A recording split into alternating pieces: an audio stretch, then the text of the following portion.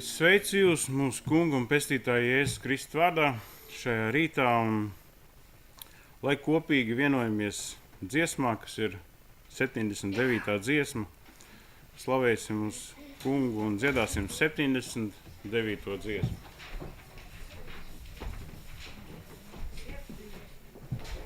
7-9.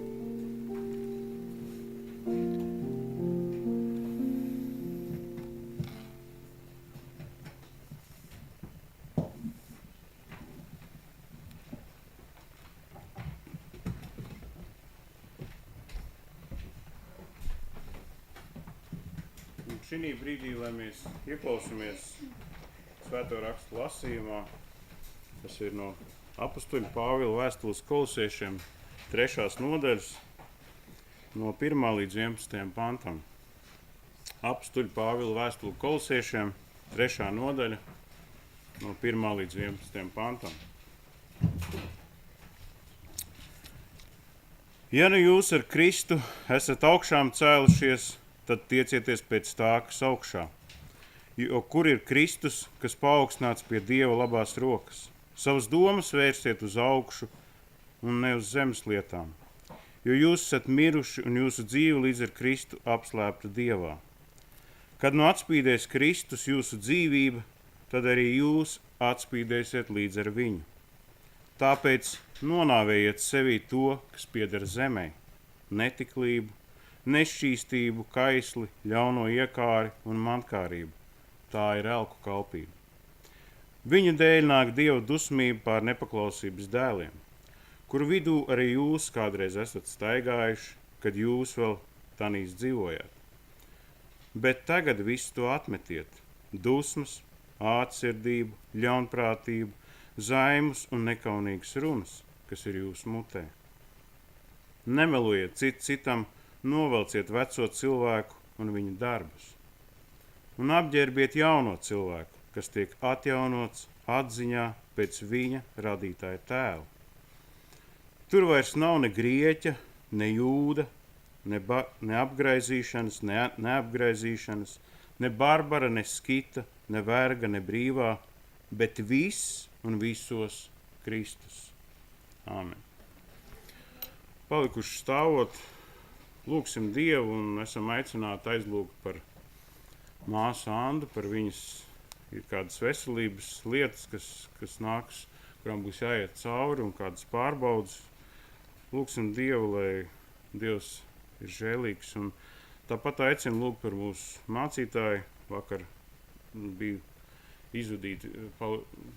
arī piedalījos izvadīšanā, viņa onkuļa izvadīšanā. Lūgsim par viņu, par viņa tuviniekiem. Lūgsim Dievu. Debes Tēvs, mēs Tev pateicamies par šo dienu, ko Tu mums esi devis, ka Tu esi mums ļāvis būt šodien šajā rītā šeit, ka Tu esi ļāvis piedzīvot šo rītu. Paldies par visu, ko Tu mums dod, kungs. Un šī brīdī mēs gribam lūgties sevišķi par Andu, kungs, uzlūkot viņu savā žēlstībā un lūdzamies, kad ejot cauri visām šīm lietām, kas nākas priekšā, gan pārbaudēs, gan kādā neziņā, kungs, uzlūko un esi Tu klāt. Un tāpat lūdzos arī par mūsu mācītāju, viņa ģimeni, arī šajā brīdī, kungs, kad nākas būt šajās skumjā brīdī, kungs. Bet Tu redzi mūs katru vienu, kungs, un uzlūko savā žēlstībā. Un arī tās lietas, kas ir mūsu katrs sirdī, kungs, es lūdzos, ka mēs katrs klusībā arī to, ko domājam, kungs, uzklaus mūs katru vienu. Tu redzi mūs, un Tavā priekšā mēs esam tādi, kādi mēs esam, kungs. Un lai Tev ir slava, gods un pateicība par visu. Āmen. Āmen. Lūdzu, sēdieties. Šī brīdī mēs esam aicināti dziedāt 253. dziesmu. 253. dziesma.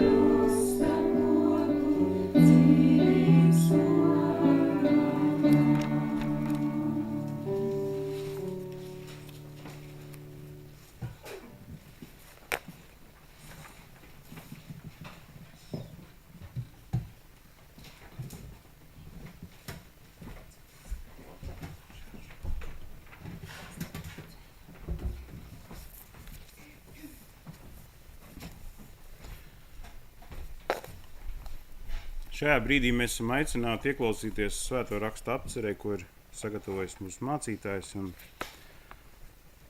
man būs tā iespēja to darīt un darīt jums zinām. Un, lai pieceļamies, kad lasīsim svētos rakstus, un Apustuļu darbu grāmatu un 20. nodaļa no 1. līdz 6. pantam. Apustuļu darbu grāmata, 20. nodaļa no 1. līdz 6. pantam. Vēlāk, kad nemieris bija norimis, Pāvils saicinājis mācekļus un tos drošinājis, atvadījās un devās ceļā uz Maķedoniju.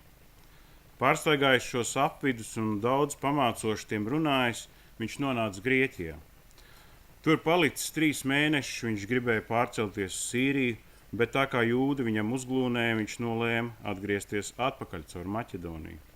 Viņu pavadīja berojietis Soparts, Pīra dēls, bet no tesaloniķiešiem Aristarks un Sekunds, derbietis Gais un Timotejs, un no Āzijas Tihiks un Trofims. Tie pa priekš izgājuši gaidīja mūsu Troādā. Mēs aizbraucām pēc neraudzētās maizes dienām no Filipiem un nonācām 5 dienās pie viņiem Troādā, kur mēs palikām 7 dienas. Amen. Lūdzu, sēdieties.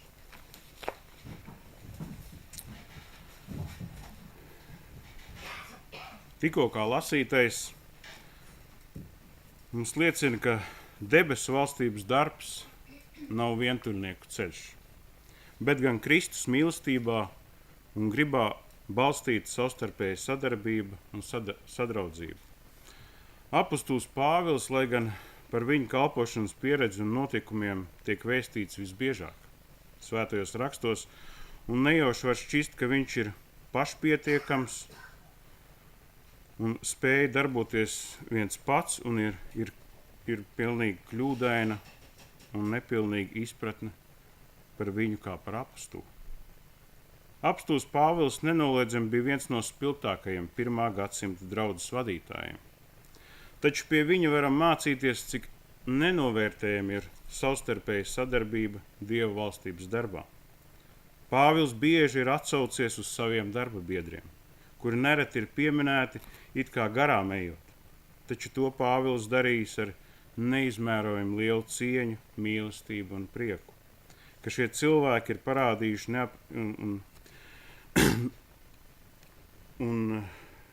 parādījuši neaprakstām pašaizliedzību, drosmi, mērķtiecību, sadraudzību un mīlestību kalpošanas darbā. Pāvila attieksme pret saviem līdzgaitniekiem mums atgādina, ka sasniegumi evaņģēlija izplatīšanā var notikt, ejot pa sadarbības ceļu. Tas prasa no vadītāja Kristus mācīto pazemību. un kalpošanu tuvākajam no visas sirds. Katrā misijas ceļojumā Pāvils ir devies kopā ar citiem. Kopā pārvarējis grūtības un apcietinājumus, uzbrukums un pārbaudījumus. Varam atcerēties Barnabu, Jāni, Marku, Sīlu, Timoteju, Lūku, Titu un citus. Ar savu attieksmi Pāvils mums atgādina un māca, ka debesu valstībā katrs ir noderīgs.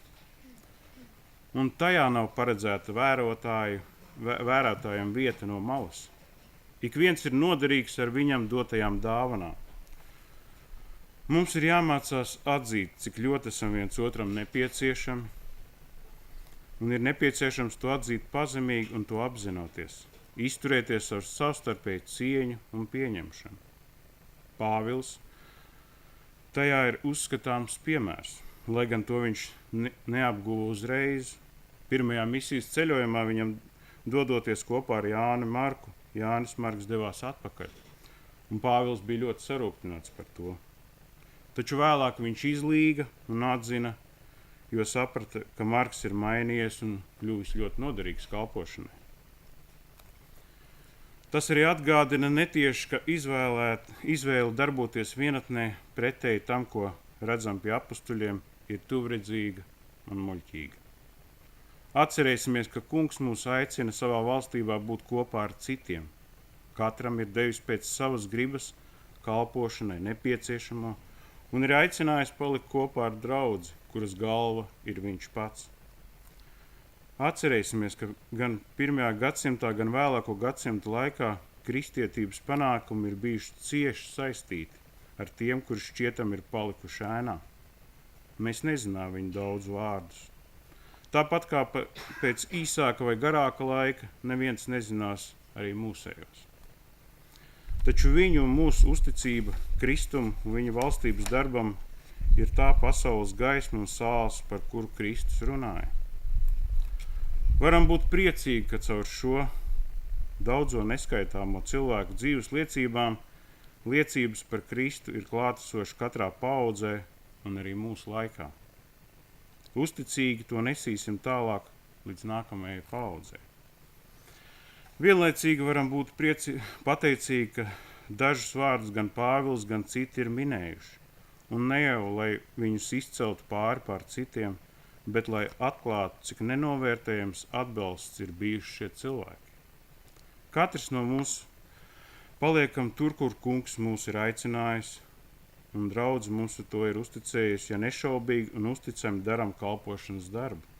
Esam nenovērtējams atbalsts draudzes vadītājiem un kopējiem kalpošanas darbam.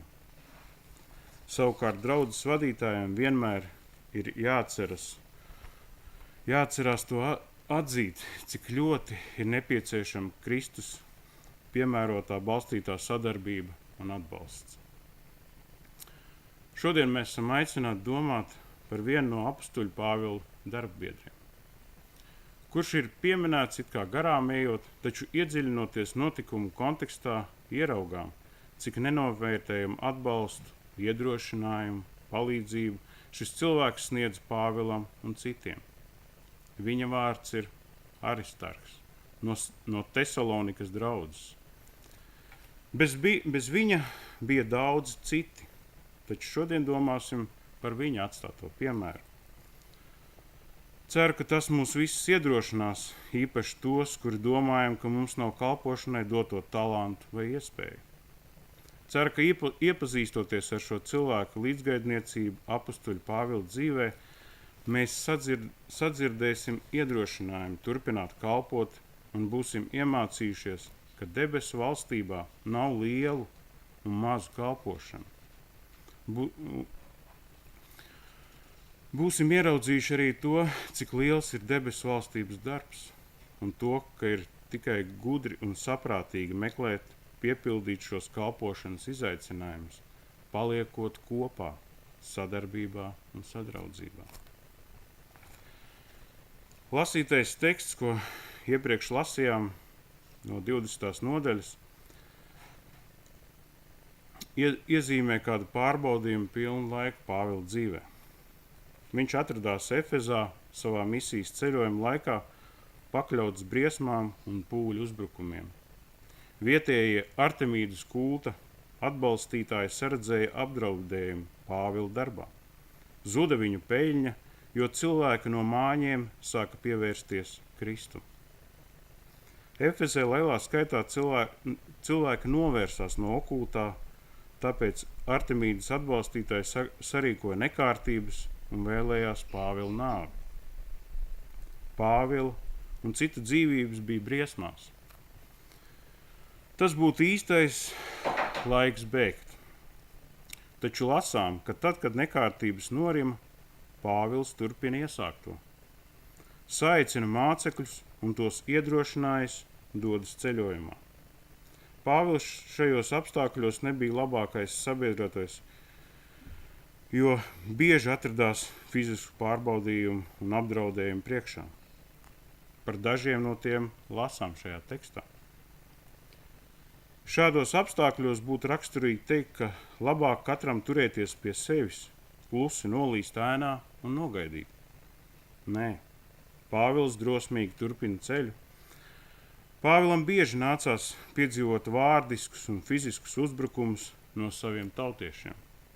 Redzam, ka šādos apstākļos Pāvils nebija atstāts un pamests. Lūk, šādos apstākļos mēs pirmo reizi iepazīstamies arī ar Aristahu. Viņš un citi uzņēmās uz sevi drosmi pavadīt Pāvilu pa sauszemes ceļu un vēlāk doties pa priekšu un pārliecināties, vai ceļā Pāvilu negaida jauni uzbrukumi, kā arī, lai sagatavotu visu nepieciešamo Pāvila ierašanās sakarā ar Troādas pilsētā. Šo visu mēs lasām no laika distances, taču toreizējos apstākļos šī visa bija slepena darbība. Aristarks un citi riskēja ar savām dzīvībām, lai Pāvils un viņa ceļa biedri var sasniegt nospraustos mērķus un sniegt draudzēm nepieciešamo pamācību, atbalstu, kā to lasām šajā tekstā. Varam būt droši, ka viņiem bija pārdomāta taktika un rīcības plāns uzbrukuma gadījumā. Viņi apzinājās, ka neizbēgami riskē ar savām dzīvībām turoties kopā ar Pāvilu. Kas viņiem lika darīt? Kas šādam cilvēkam vārdā Aristarks lika mainīt visu savu dzīvi? Vai maz tas bija Pāvils, kuram viņš sekoja? Vārdos tas nav pateikts, bet rīcībā gan. Kā Aristarks sekoja Kristum tik noteikti un drosmīgi, ka bija gatavs atdot sev pilnībā Kristus darbam un palīdzēt Kristus apostolim Pāvilam. Aristarks un citi mums liek aizdomāties par to, cik tālu mēs katrs esam un būsim gatavi doties sekojot Kristum. Vai dosimies līdz pirmajām grūtībām, vai kamēr pietiks interese, jeb dosimies līdz galam. Tātad lasītajā tekstā mācāmies gan no Pāvila to, cik svarīgi ir turpināt evaņģēlija darbu visos apstākļos. Un šī darba dēļ nebeigt savas dzīvības dēļ, gan mācāmies par cilvēkiem, kuri riskējot ar dzīvībām, pavadīja Pāvilu viņa bīstamajā ceļā. Mēs varam ar lielu aizrautību runāt par Pāvila ceļojumiem, taču ir vietā jautāt, cik tālu viņš būtu ticis bez saviem līdzgaitniekiem. Redzam, cik svarīgi ir turoties kopā veikt evaņģēlija vēsts darbu. Cik tālu kalpošanas darbā tiks mūsu draugu vadītāji. Tik tālu, cik katrs no mums būsim klātesoši sadarbībā un līdzgaitniecībā. Atcerēsimies to. No jauna ar Aristarku mēs sastopamies Pāvila apcietinājuma apstākļos, kad Pāvils jau ir ceļā uz Romu, lai stātos imperātora tiesas priekšā. To mēs varam lasīt apostoļu darbu 27. nodaļā no 1. līdz 2. pantam. Kad bija nolemts, ka mums jāpārceļas uz Itāliju, viņi Pāvilu un citus cietumniekus nodeva kādam ķeizara rotas virsniekam vārdā Jūlijs. Iekāpuši kādā Adramitijas kuģī, kam vajadzēja doties uz Āzijas piekrastes vietām, mēs aizbraucām, un Aristarks maķedonietis no Tesalonikas bija ar mums. Liekas, ka Aristarks ir visur tur, kur Pāvils. Un tur, kur Pāvils ir nepatikšanās. Viņš labprātīgi pavada apcietināto Pāvilu. Ja lasītu šo tekstu līdz galam, mēs lasītu par kuģa bojājēju un ceļnieku izglābšanos vētras laikā. Kaut uz mirkli iztēlosimies sevi šajos un citos apstākļos, kuros ar lielu spēku izplatījās evaņģēlija vēsts. Šie cilvēki uz to brīdi nezināja, kā viss beigsies. Taču viņi, paļaujoties uz kungu Jēzu Kristu, devās nezināmajā. Viņi bija saņēmuši uzdevumu un vēsti, kur jānogādā līdz pasaules un laiku beigām. Šī uzdevuma dēļ Pāvils un citi, arī Aristarks, devās ceļā, riskēja, atbalstīja un kalpoja. To ir būtiski atcerēties mums visiem, kur esam ērti iekārtojušies, lai apzinātos, ka kungs nav atsaucis savu uzdevumu, un to, ka mums visiem mums iespējamiem līdzekļiem ir jāveicina evaņģēlija izplatīšana mūsu dzīves laikā. Nē. Aristarks mūs neapsūdz. Viņš mūs iedrošina un rāda piemēru, atgādinādams, ka pār viņu tāpat kā pār mūsu dzīvēm ir kunga Kristus gādība un vadība. Pāvils Aristarku vēstulē Filemonam nosauc par savu darbbiedru. Tas ir rakstīts 24. pantā. Vēstulē Kolosiešiem mēs lasām, ka Aristarks ir kādā reizē apcietināts kopā ar Pāvilu. Viņi ir cietuma biedri. Izlasīsim tuvākajā laikā vēstuli Kolosiešiem, īpaši 4. nodaļu, lai redzētu, ar kādu mīlestību Pāvils raksta par saviem līdzgaitniekiem un darba biedriem. Pāvils nav pārcilvēks, bet gan cilvēks, kuram līdzīgi citiem bija nepieciešams atbalsts. Viss lasītais un pārdomātais met izaicinājumu mums un liek jautāt, vai mūsu sekošana Kristum pastāv vien vārdos, vai arī tā pamatot praktiskā un reālā sekošanā, kurā uzticīgi un reāli ņemam vērā Kristus mācīto un pavēlēto. Ir daudzi, kuri pieņēmuši vārdu kristietis, iet savu ceļu, savas gribas vadīti, un maz ir to, kuri iet Kristus ceļu. Aristarks ir viens no viņiem, kurš kādu dienu satika Tesalonikas pilsētā apostulu Pāvilu, dzirdēja evaņģēlija vēsti par Kristu un atsaucās šai vēstī. Viņš ļoti ātri apzinājās cenu, kādu viņam nāktos maksāt par savu izvēli. Taču viņš bija gatavs, jo Pāvils viņu iepazīstināja ar Kristu, un šīs attiecības ar Kristu viņam deva cerību un mieru, vērtīgāku par viņa laicīgo dzīvi. Aristarks drosmīgi pavadīja Pāvilu ceļā, kopā bija briesmās, uz sauszemes un jūrā, kopā viņi bija apcietināti, kopā palika visos apstākļos. Kādu dienu mēs viņu satiksim un varam būt pārliecināti, ka viņš ar sev raksturīgo pazemību norādīs uz Kristu, kurš mainīja viņa dzīvi un viņa mūžību.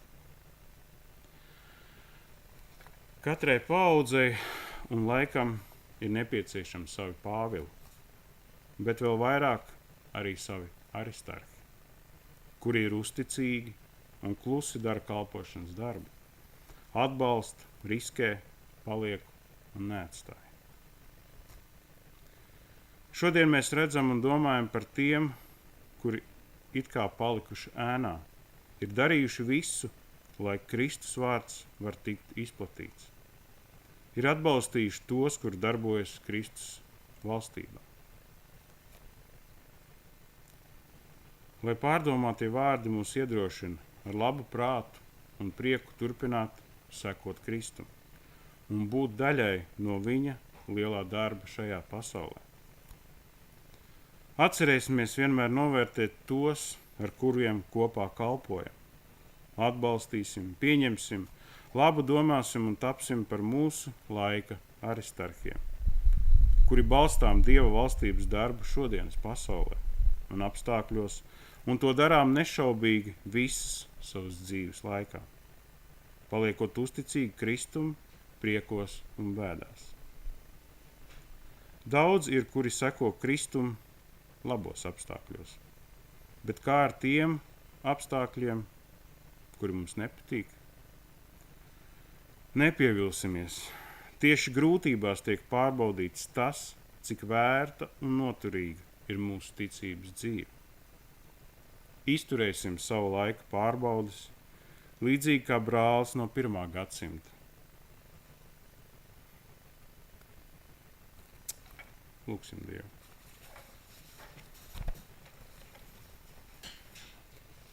Debes Tēvs, mēs pateicamies par Tavu vārdu, ko Tu mums esi atstājis, Kungs. Gan svētos rakstus, gan šos piemērus, kur varam lasīt par Pāvilu, Kungs. Paldies par Tavu vārdu un paldies par iedrošinājumu no tik tālas senatnes, kuru mēs varējām ielūkoties, Kungs. No 1. gadsimtiem, Kungs, Tu redzi mūs katru vienu. Uzlūko savā žēlstībā un dod, kad arī mēs varam savā dzīvē sekot Tev, Kungs, un būt uzticami Tev, Kristu. Lai Tev ir slava, gods un pateicība. Āmen.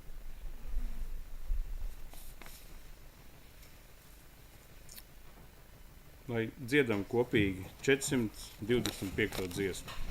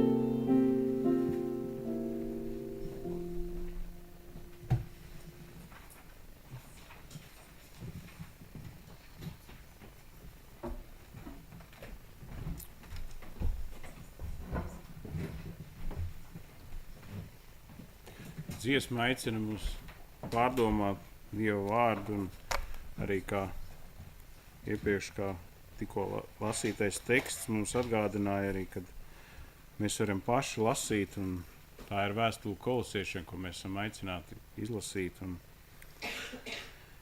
arī dziesma mums par to atgādina, ka mums ir jāpārdomā ik brīdi Dieva vārds.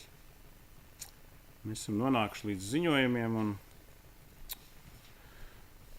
iknedēļas ziņojums ir, kad mūsu dievkalpojumi notiek katru svētdienu, 11. Esiet visi mīļi gaidīti. Un nākamā mēneša, tas ir septembra 1. svētdienā, kas ir 4. septembris, būs kristības, būs kāds notikums. Laiks tiks precizēts, bet tas varētu būt 9 no rīta, 9:30. Un tāpat 4. septembrī mums ir vēl jāpatur prātā arī mums būs draudzes stunda 4. septembrī. Mēs uzņemsim kādus cilvēkus draudzē un arī kādi dosies projām. Šī brīdī mēs esam aicināti salikt savu labprātīgo ziedojumu milzīgās spēlēs. Un kā mēs esam mācījušies, kad tie ir labprātīgi ziedojumi, kā raksti mums saka, kad priecīgi devēji Dievs mīl.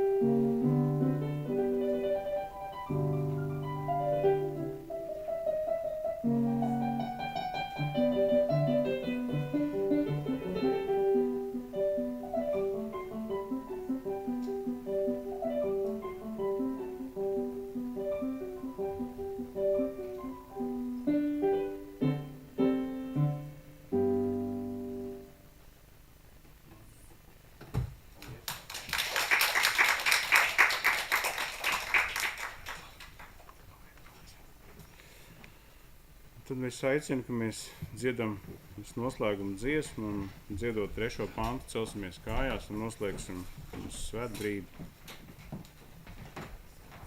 Tā ir 4, 9, 6. Cik laimīgs es esmu ar Jēzu. 496. dziesma.